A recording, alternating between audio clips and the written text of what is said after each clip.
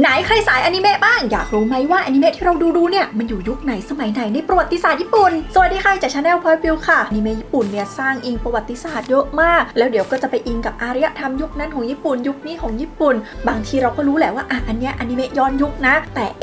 แล้วมันอยู่ยุคไหนของญี่ปุ่นกันแน่วันนี้วิวก็เลยเก็บรวบรวมเอาเรื่องราวเกี่ยวกับอารยธรรมญี่ปุ่นในแต่ละยุคแต่ละสมัยมาเล่าให้ทุกคนฟังค่ะทุกคนจะได้รู้ว่าในยุคนั้นสมัยนั้นเขาใช้ชีวิตแบบนี้แต่งตัวแบบนี้ทำไมเขาถึงทำแบบนั้นเอาละนะพร้อมจะฟังเรื่องราวที่ทั้งสนุกและได้สาระแล้วก็ไปฟังกันเลย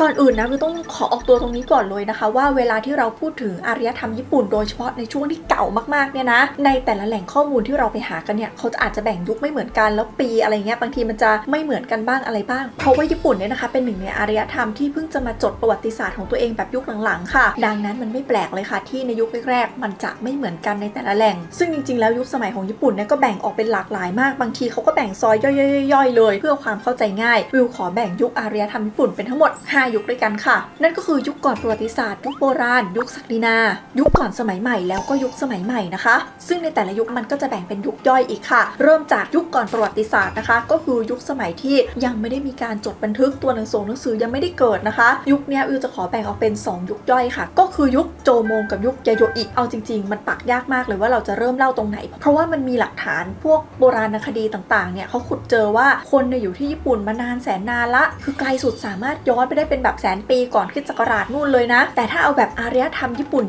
เนี่ยที่เขาเริ่มตั้งรกรากเริ่มมีอารยธรรมกันไม่ใช่ไล่ล่าหาเก็บอย่างเดียวเนี่ยนะเราก็น่าจะย้อนไปได้ประมาณ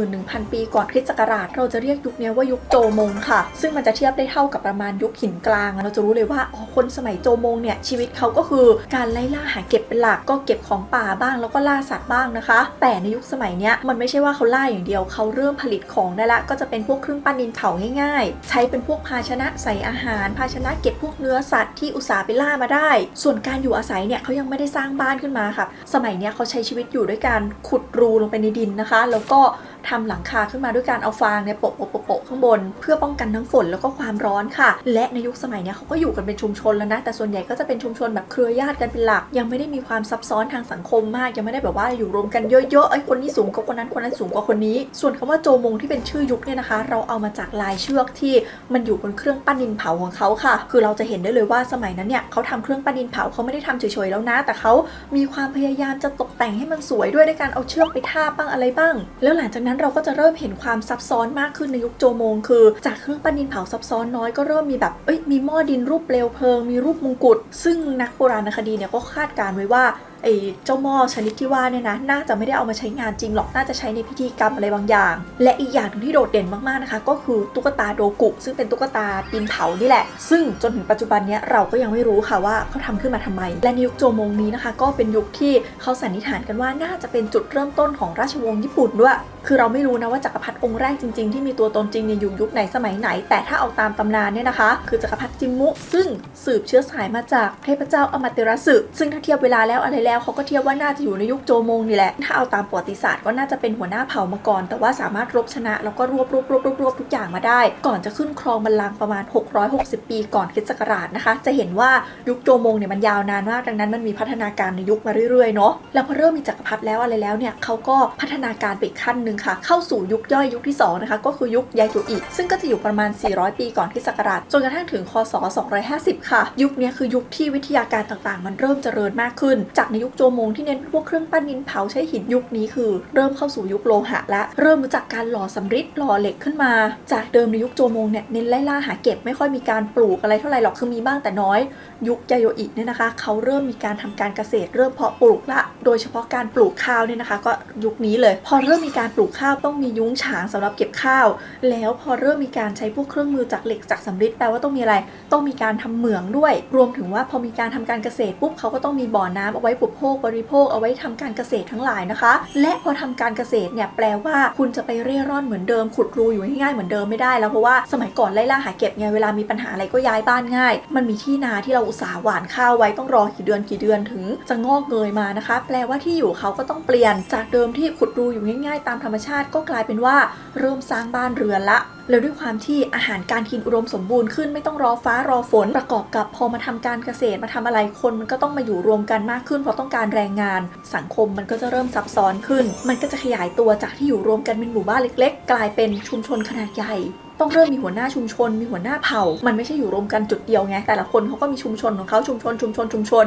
เราก็จะเริ่มเห็นความสัมพันธ์ระหว่างชุมชนไม่ว่าจะเป็นชุมชนที่เขาเลิฟกันมีการแบบแลกเปลี่ยนของการค้าขายกันและชุมชนที่เขาเกลียดกันแบบทะเลาะกันแย่งที่ดินทำกินแย่งแหล่งน้ำแย่งแหล่งทำเหมืองกันนะคะซึ่งโอเคทางฝั่งญี่ปุ่นเนี่ยเขายังไม่เข้าสู่ยุคประวัติศาสตร์เขายังไม่ได้บันทึกอะไรใกล้เคียงกันฝั่งจีนเนี่ยนะคะเขาเข้าสู่ยุคประวัติศาสตร์ไปละดังนั้นฝั่งจีนเนี่ยเขียนถึงญี่ปุ่นเราจะเรียกสิ่งนี้ว่ายุคกึ่งก่อนประวัติศาสตร์คือเรายังไม่บันทึกเรื่องตัวเองแต่คนอื่นบันทึกถึงเราละบันทึกจีนสมัยนั้นเนี่ยนะคะจะเรียกญี่ปุ่นว่าพวกวะแล้วก็จะเล่านะคะว่าอาณาจักรวะเนี่ยประกอบไปด้วยอาณาจักรย่อยมากมายและในบรรดาอาณาจักรมากมายนั้นมีอาณาจักรหนึ่งชื่อว่ายามาไต้มีจักรพรรดิที่โด่งดังมากปกครองอาณาจักรนี้ชื่อว่านิมิฮิโกะเป็นจักรพรรดิที่เคยส่งทูตไปติดต่อกับจีนแล้วก็ได้รับเครื่องราชบรรณาการตอบรับมาจากจีนด้วยเป็นผู้หญิงนะคะพระนางเนี่ยปกครองผ่านการทำนายผ่านไสยศาสตร์มีการติดต่อกับทวยเทพแล้วก็มีตำนานเล่าด้วยว่าก่อนพระนางจะสวรรคตเนี่ยมีสุริยุปราคาถึง2ครั้งด้วยกันดังนั้นมันก็เลยมีความเชื่อทางญี่ปุ่นนะบางคนเขาจะเชื่อว่าจักรพรรดินิมิฮิโกะนี่แหละก็คือ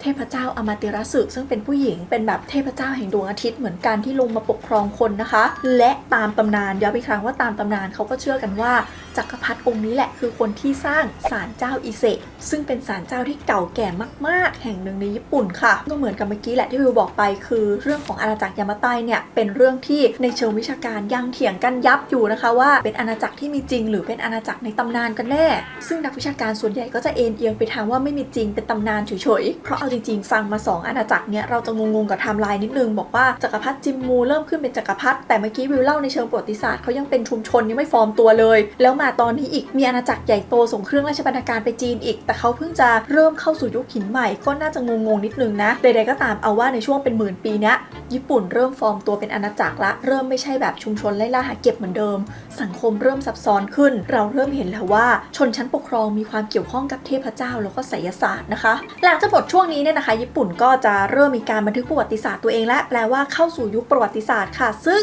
กลุ่มแรกของยุคประวัติศาสตร์เนี่ยวิวเรียกว่ายุคโบราณเนาะเมื่อกี้ที่บอกไว้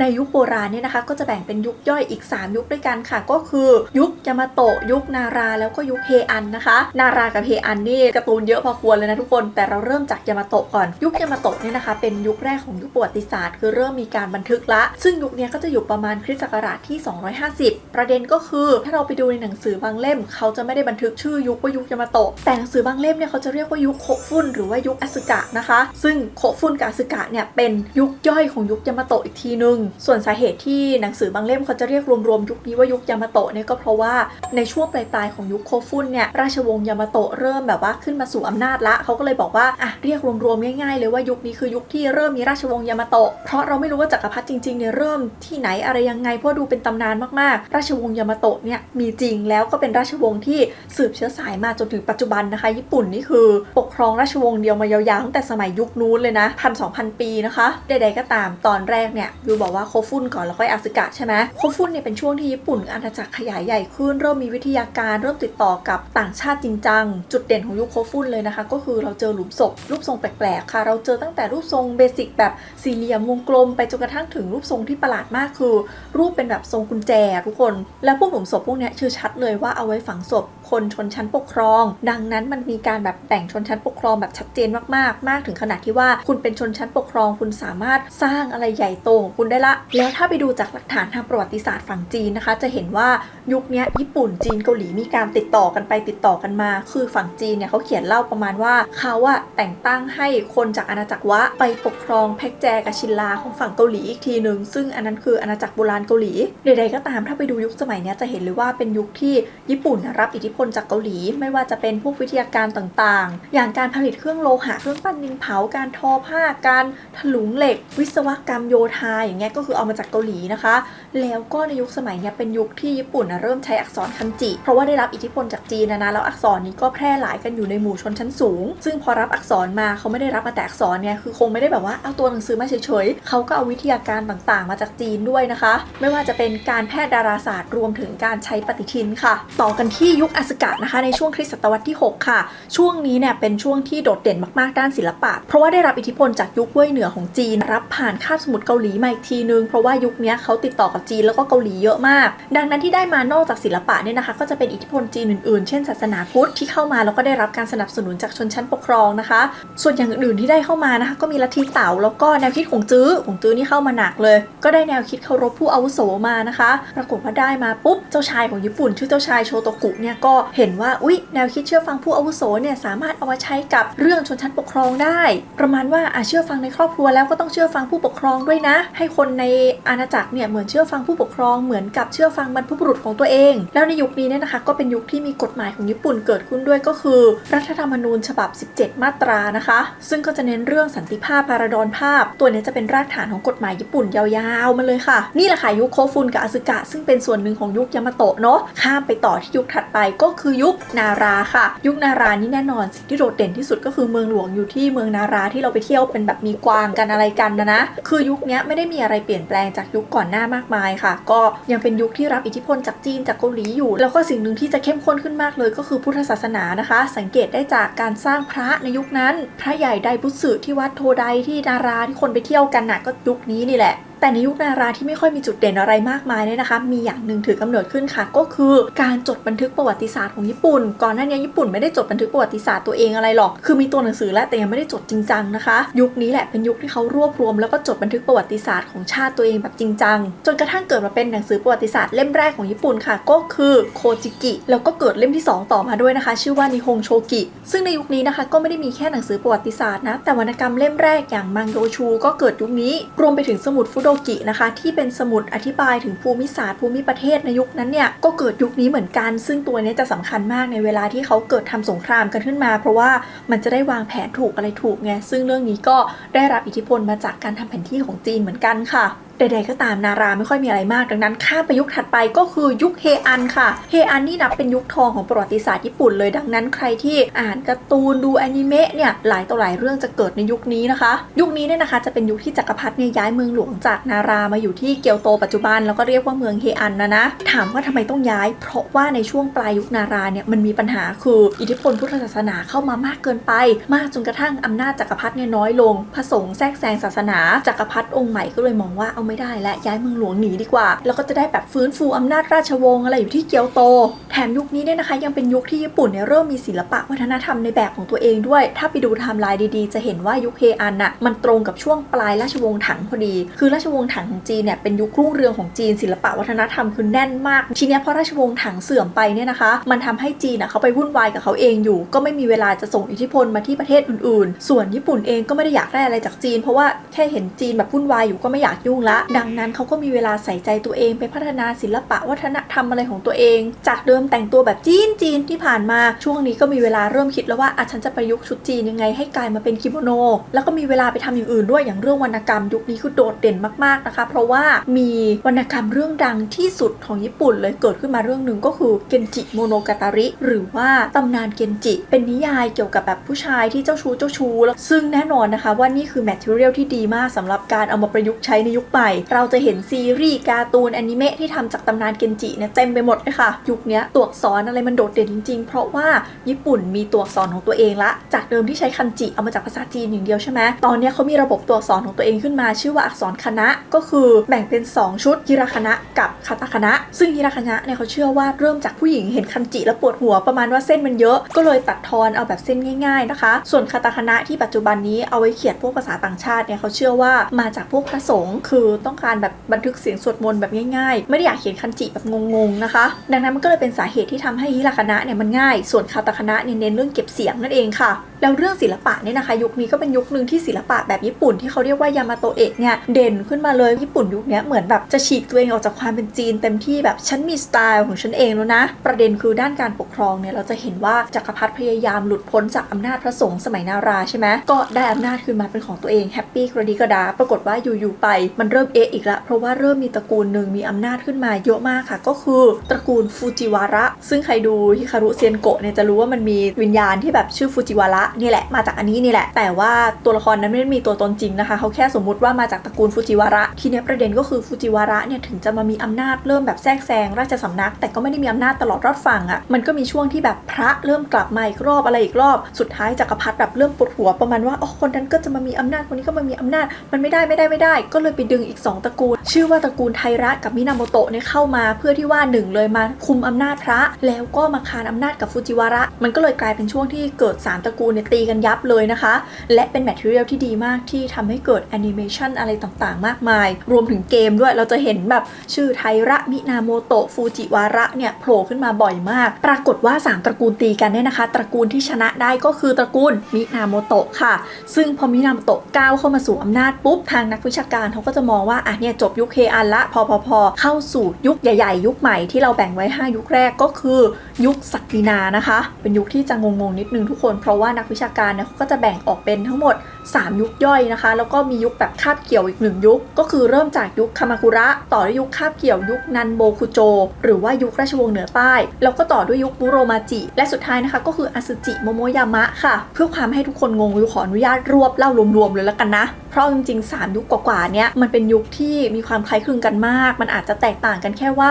ใน3ยุคนี้ตระกูลไหนขึ้นมามีอำนาจพอตระกูลไหนขึ้นมามีอำนาจศูนย์กลางการปกครองมันก็ไปอยู่ตรงนั้นตรงนี้เขาก็เลยนับว่าเป็นคนละยุคกันนะคะแต่คลิปนี้ขอไม่ลงรายละเอียดยุคนี้มันเป็นยุคที่ถ้าไปดูเรื่องศิลปะวิทยาการอะไรต่างๆวรรณกรรมเนี่ยมันไม่ได้โดดเด่นเหมือนในยุคก่อนหน้านี้คือพอบ้านเมืองไม่สงบก็ไม่ได้มีเวลามาศิลปะวาดภาพอะไรเหมือนยุคเฮอันแต่ก็ไม่ใช่ว่ายุคนี้จะไม่มีไฮไลท์เลยนะคะไฮไลท์ของยุคนี้คือเรื่องของการปกครองค่ะมันไม่ใช่แค่จักรพรรดิกับขุนนางและผู้ใต้ปกครองแล้วไงพอมันมีตระกูลที่ขึ้นมามีอำนาจเหมือนจะแบบมาคุมจักรพรรดิอ่ะมันทำให้ระบบการปกครองเกิดชนชั้นกันชัดเจนมากเกิดการแบ่งอำนาจกันชัดเจนมากอย่างพวกโชกุนไดเมียวหรือว่าซามูไรก็เกิดยุคนี้นี่แหละซึ่งถ้าใครอยากฟังเรื่องโชกุนไดเมียวซามูไรแบบชัดๆดูเคยเล่าไว้แล้วบอกเลยว่าชุดคลิปนั้นเนี่ยคลิปนี้คือจืดมากนะคะเมื่อเทียบกับชุดคลิปนั้นลงทุนกับชุดไปเยอะมากกรุณาไปดูค่ะทุกคนใดๆก็ตามเล่าสั้นๆตรงนี้ก็คือในช่วงคริสตศตวรรษที่12เนี่ยนะคะมันเกิดเรื่องว่าตระกูลมินาโมโตะเนี่ย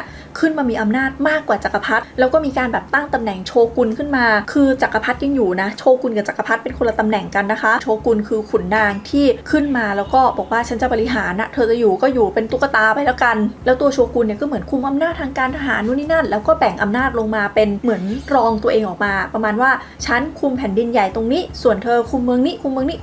ก็จะเรียกคนที่คุมเล็กๆว่าไดเมียว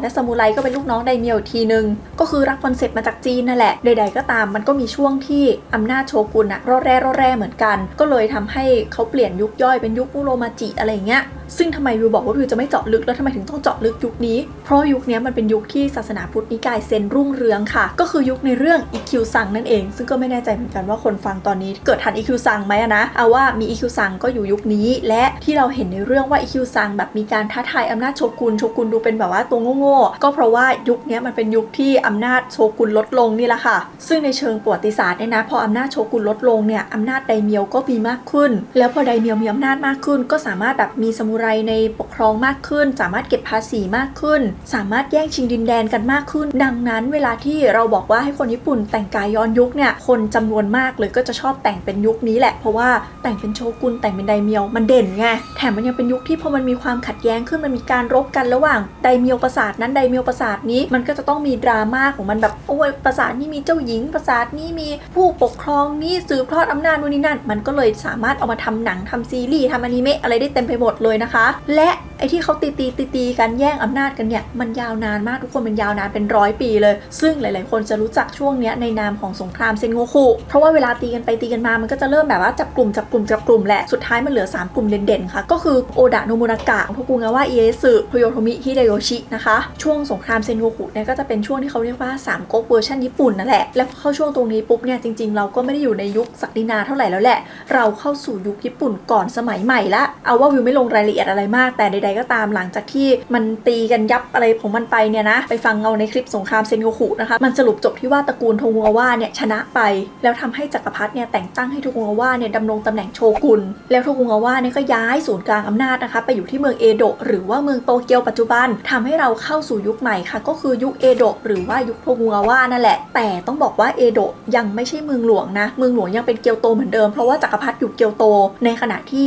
โชกุนเนี่ยย้ายสภาไปอยู่ที่เมืองเอโดะหรือว่าโตเกียวนะคะยุคนี้เนี่ยนะคะเป็นยุคหนึ่งที่เด่นของญี่ปุ่นค่ะแล้วก็มีอะไรเปลี่ยนแปลงไปเยอะมากเลยนะเริ่มจากอย่างแรกเลยค่ะเรื่องการติดต่อกับต่างชาติคือก่อนหน้านี้มันเริ่มมีชาวตะวันตกเข้ามาและชาวญี่ปุ่นบางคนก็เปลี่ยนไปนับถือศาสนาคริสต์ทีนี้โชกุนโทกุงาวะก็รับไม่ได้นะคะก็เลยเกิดนโยบายหนึ่งคือนโยบายปิดประเทศค่ะแต่ไม่ได้ปิด100%นะแค่จำกัดขอบเขตการค้าแล้วก็การติดต่อกับต่างชาติก็ปิดไปยาวๆเลยนะคะส่วนด้านการปกครองภายในเนี่ยนะก็เปลี่ยนเยอะเหมือนกันเพราะว่าโทกุงาวะเนี่ยมีประสบการณ์มาแล้วว่าเฮ้ยถ้าให้ไดเมียวอยู่เมืองตัวเองอะไรเนี่ยเดี๋ยวมันมีอำนาจก็มาตีกันมาแย่งอำนาจฉันอีกก็เลยใช้วิธีจำกัดอำนาจไดเมียวนะคะด้วยการเธอจะไปทำงานอยู่เมืองไหนก็เรื่องของเธอแต่ลูกเธอเมียเธอต้องมาอยู่ที่เมืองหลวงทีเนี้ยพอลูกเมียมาอยู่เมืองหลวงก็ไม่ได้มากันแค่คน2คนไงก็ต้องมีทั้งปราสาทมีข้าทาสบริวารอะไรมาเยอะเมืองเอโดะหรือว่าเมืองโตเกียวซึ่งเป็นเมืองหลวงทางพฤตินัยเนี่ยนะก็เลยขยายใหญ่ขึ้นแบบใหญ่มากๆแล้วพอจำกัดอำนาจพวกอย่างเงี้ยไดเมียวก็ไม่กล้ากระด้างกระเดื่องสงครามมันก็ไม่ค่อยมีซามูไรซึ่งเดิมเป็นนักรบก็ว่างงานก็เลยต้องผันตัวไปเป็นพ่อค้าชนชั้นพ่อค้าเนี่ยเป็นอะไรที่ชาวญี่ปุ่นดูถูกมากๆก็ไม่ได้โดนดูถูกเหมือนเดิมและมันก็เริ่มมีการค้าอะไรมากขึ้นส่วนซามูไรเองเนี่ยนะคะใครที่ไม่ได้เปลี่ยนตัวเองไปเป็นพ่อค้าเนี่ยจะมาบู๊ล้างผลาญเหมือนเดิมก็ไม่ได้ละมันก็ต้องมีอาชีพอื่นด้วยดังนั้นต้องเก่งด้านบุญด้วยความซามูไรจากเดิมที่แบบว่ารบอย่างเดียวก็เลยต้องเริ่มเก่งเรื่องวรรณกรรมเริ่มเข้าใจศิลปะวาดภาพนู่นนี่กลายเป็นเหมือนแบบว่าเป็นชนชั้นสูงไปซะมากกว่าเป็นนักรบแบบเถื่อนๆอย่างเดียวอะแล้วพอบ้านเมืองสงบเนี่ยนะคะพวกศิลปะวัฒนธรรมมันก็สามารถเฟื่องฟูขึ้นมาได้โดยเฉพาะอย่างยิ่งเมื่อบ้านเมืองสงบในยุคที่ญี่ปุ่นปิดตัวเองอีกก็ยิ่งเฟื่องฟูขึ้นมาในรูปแบบที่เป็นตัวเองยุคนี้เราก็จะเห็นอัตลักษณ์ทางวัฒนธรรมของญี่ปุ่นหลายอย่างเลยที่เฟื่องฟูขึ้นมานะคะเช่นพวกแบบโรงเกอิชาอย่างเงี้ยก็เป็นศิลปะวัฒนธรรมของเขาไปโรงละครคาบุกิอย่างเงี้ยพวกภาพพิมพ์ไม้อุคิโยเอะอย่างเงี้ยที่เป็นภาพภูเขาไฟฟูจิที่มีคลื่นอยู่ด้านหน้าเนี่ยคือยุคนี้แหละเพราะว่าอะไรเพราะพวกนี้มันก็จะไปบันทึกชีวิตประจำวันของพวกโสเภณีของเกอิชาของซามูไรของนู่นของนี่ที่มันสวยงามในยุคนั้นขึ้นมาอีกนะคะฟังดูสงบดีใช่ไหมไม่น่าจะมีปัญหาอะไรปัญหามีค่ะเพราะว่าพอไม่ได้สู้รบมานานซามูไรก็ไม่ได้ซ้อมรบไม่ได้อัปเดตพวกเครื่อง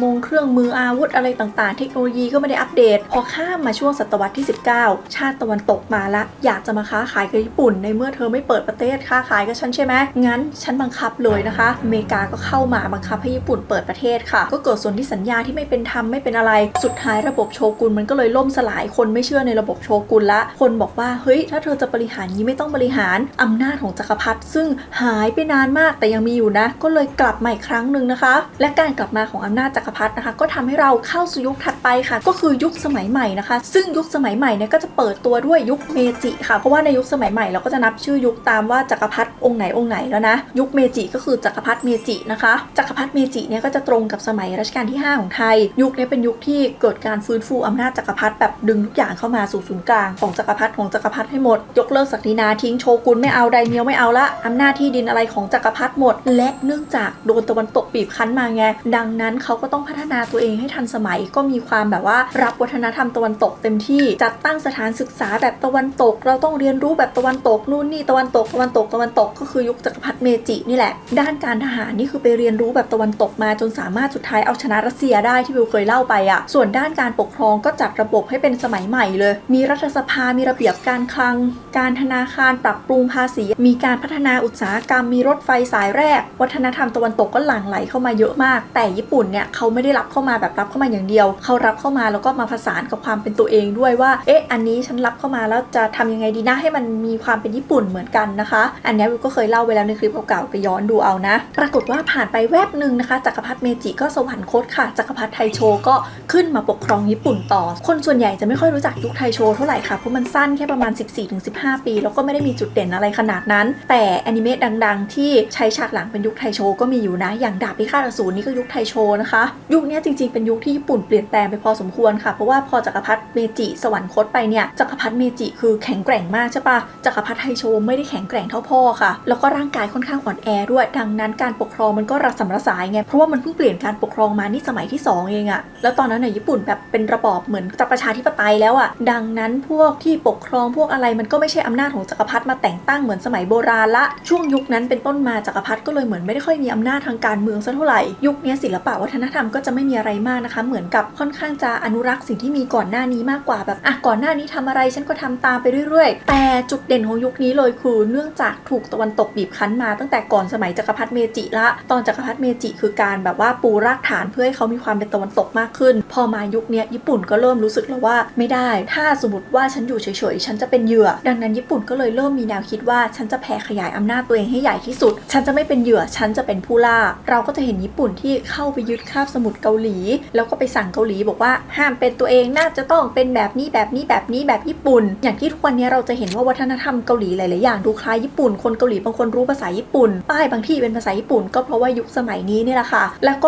เหตุการณ์สำคัญอีกอย่างที่เกิดในยุคสมัยไทโชก็คือสงครามโลกครั้งที่1เกิดสมัยนี้นะคะเป็นส่วนหนึ่งด้วยแหละที่ทำให้บรรยากาศมันเป็นบรรยากาศสงครามเป็นบรรยากาศการแบบยึดครองกันรวมถึงทำให้พวกศิลปะมันไม่ได้พัฒนานะคะปรากฏว่าข้ามมายุคถัดไปเปลี่ยนจักรพรรดิอีกรอบละเป็นจักรพรรดิโชวะยุคนี้เป็นยุคที่ญี่ปุ่นผ่านสงครามโลกครั้งที่1มาแล้วก็เจอเหตุการณ์เหมือนกับทั่วโลกค่ะก็คือเศรษฐกิจถดถอยอย่างหนักหน่วงแล้วก็เป็นยุคที่พอเศรษฐกิจถดถอยเนี่ยก็เลยทำให้พวกรัฐสภาเนี่ยแบบตีกันเองอะไรกันเองก็เลยเป็นช่องว่างให้ทหารเนี่ยเข้ามามีอำนาจนะคะแล้วในยุคสมัยเนี้ยจะเป็นยุคสมัยที่ต้องบอกว่ายาวนานมากและเป็นยุคที่อยู่ในใจใครหลายๆคนในญี่ปุ่นเพราะว่าเป็นยุคที่เจเนอเรชันปัจจุบันยังทันคือถ้าใครเป็นคนสูงอายุหน่อยในญี่ปุ่นเขาจะแบบฉันเกิดในยุคโชวะอะไรอย่างนี้ใครนึกภาพยุคโชวะไม่ออกนะให้นึกถึงเรื่องนี้เลยคลาสสิกตลอดกาลโดราเอมอนค่ะโดราเอมอนนี่คือยุคโชวะแบบโชวะเลยนะแล้วก็อีกเรื่องนึงนะคะก็จะเป็นจิบิมารุโกะนะคะซึ่งวิวไม่ได้หน้าเหมือนมารุโกะนะคะทุกคนขอบอกไว้ก่อนเลยเปลี่ยนทรงผมหนีแล้วโอเคนะไม่ใช่มารุโกะนะใดๆก็ตามจากโดราเอมอนหรือว่ามารุโกะเองเนี่ยถ้าเราไปสังเกตดีๆเราจะเห็นว่าในยุคสมัยโชวะเนี่ยนะคะมันเป็นยุคสมัยที่ญี่ปุ่นเนี่ยพยายามพัฒนาตัวเองให้ทันสมัยที่สุดที่เป็นไปได้มันเลยเป็นสาเหตุที่ทำให้ต้องมีการ์ตูนแบบหุ่นยนต์ล้ำสมัยอย่างโดราเอมอนนี่แหละถึงมันจะมีช่วงที่ญี่ปุ่นเนี่ยสะดุดไปบ้างนะคะเพราะว่าไปเจอสงครามโลกครั้งที่2แล้วญี่ปุ่นก็เป็นคนแพ้สงครามแต่ว่าหลังจากแพ้สงครามเนี่ยญี่ปุ่นได้รับเงินสนับสนุนจากอเมริกาแล้วญี่ปุ่นก็พยายามจะฟื้นตัวมาเรื่อยๆด้วยความที่สงครามเย็นด้วยอะไรด้วยมันก็เลยทำให้ญี่ปุ่นเนี่ยกลับมาเจริญเศรษฐกิจกลับมาบูมอีกครั้งในช่วงปี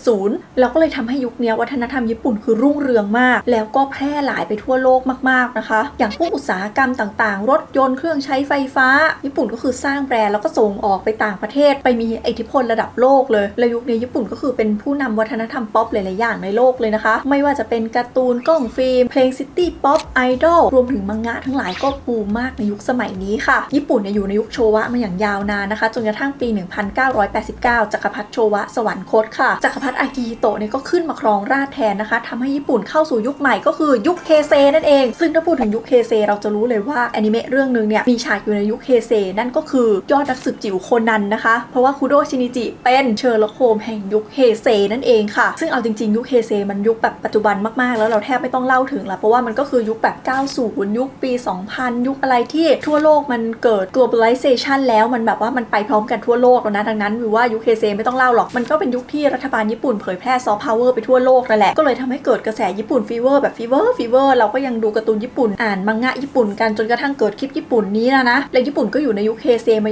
าวๆนะจนกระทั่งปี2019ที่ผ่านมาใช่ไหมที่จักรพรรดิอากิฮิโตะเนี่ยนะคะสละราชสมบัติก็เลยทำให้ญี่ปุ่นเข้าสู่ยุคปัจจุบันนะคะก็คือยุคเรวะนั่นเองซึ่งก็เป็นยุคที่ญี่ปุ่นปั่นป่วนพอสมควรเจอทั้งเศรษฐกิจตกต่ำเจอทั้งโควิดอะไรไปซึ่งเอาว่าเนื่องจากยุคเรวะมันปัจจุบันมากๆก็ไม่ได้มีอะไรจะเล่าแล้วนะแต่วิวเชื่อว่าที่คนงงกันนะไม่ใช่ยุคเฮเซกับเรวะหรอกก็จะงงกันก่อนหน้านี้นี่แหละก็น่าจะทำให้เราได้เห็นภาพกันนะคะว่าตลอดอารยธรรมญี่ปุ่นเนี่ยมันพัฒนามันยังไงบ้างแล้วแต่ละเรื่องแต่ละอะไรที่เราดูกันเสพสื่อญี่ปุ่นกันมาเนี่ยมันเ กิดในยุคสมัยไหนบ้างส่วนใครที่ฟังมาถึงตรงนี้แล้วงงๆว่าพูดถึงไปไม่กี่เรื่องเองไม่เห็นได้ยินชื่ออนิเมะอะไรเยอะแยะเลยเพราะว่ามันไม่ได้มาเป็นคำพูดนี่ค่ะทุกคนวิวใส่ภาพไว้ถ้าสมมติว่ายังไม่เห็นย้อนกลับไปดูอีกรอบนึงนะคะจะได้เพิ่มยอดวิวให้วิวด้วยนะคะทุกคนเอาเป็นว่าถ้าใครชื่นชอบคลิปนี้นะคะก็อย่าลืมกดไลค์เป็นกำลังใจให้วิวแล้วก็กดแชร์เพื่อชวนเพื่อนๆมาดูด้วยกันค่ะแล้วพบกันใหม่โอกาสหน้านะคะทุกคนบ๊ายบายสวัสดีค่ะไหนในบรรดามังงะหรืออนิเมะที่ทุกคนชอบกันเนี่ยชอบเรื่องไหนกันแล้วมันเกิดในยุคสมัยไหนที่วิวเล่าไปลองคอมเมนต์มาคุยกันด้านล่างได้นะคะวิวจะได้รู้ว่าทุกคนชอบเรื่องไหนกันค่ะวันนี้ลาไปก่อนแล้วกันนะคะทุกคนบ๊ายบายสวัสดีค่ะ